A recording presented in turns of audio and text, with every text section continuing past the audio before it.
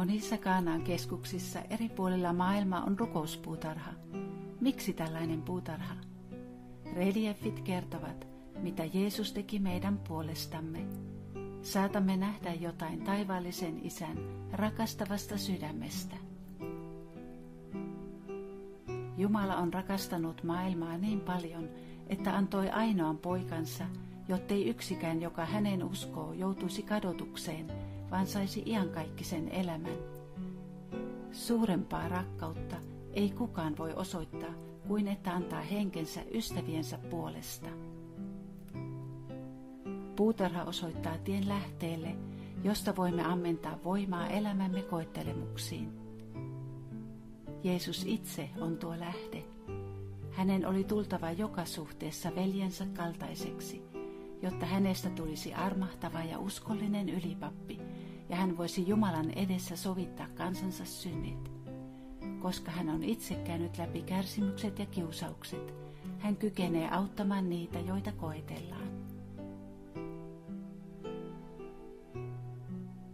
Seurakunnan alkuajoista lähtien Jeesuksen kärsimysten muistaminen on antanut hänen omilleen voimaa kestää kärsimyksiä, jopa kidutuksia. Halusimme sitä tai emme, lähes jokainen joutuu elämässään kohtaamaan jonkinlaista kärsimystä. Asennoitumisemme siihen ratkaisee, kuinka se vaikuttaa elämäämme. Kun myönnymme kärsimyksiin, se menettää kielteisen voimansa.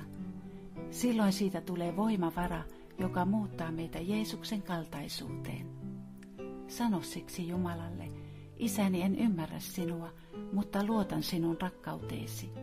Se saa sinun taakkasi kevenemään.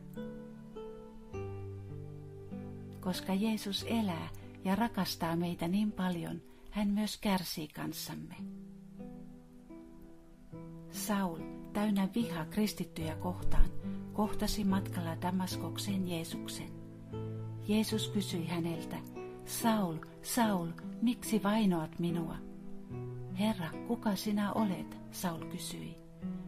Minä olen Jeesus, jota sinä vainoat. Kristittyjen kohtaama kärsimys oli Jeesuksen kärsimystä. Aivan samoin tänäänkin Jeesus kantaa kanssamme ja kärsii maailman hädän ja synnin tähden. Täällä tunnemme, kuinka Jumalan sydän sykkii meille. Psalmin 69 sanat ovat kuin Jeesuksen valitusta. Häpeä on murtanut sydämeni, haavani ei parane. Turhaan minä odotin sääliä, kukaan ei minua lohduttanut. Rukouksemme on, että Jeesus ei odottaisi meitä turhaan, vaan saisi sellaisen vastauksen kuin hän sai Pietarilta. Herra, sinä tiedät kaiken.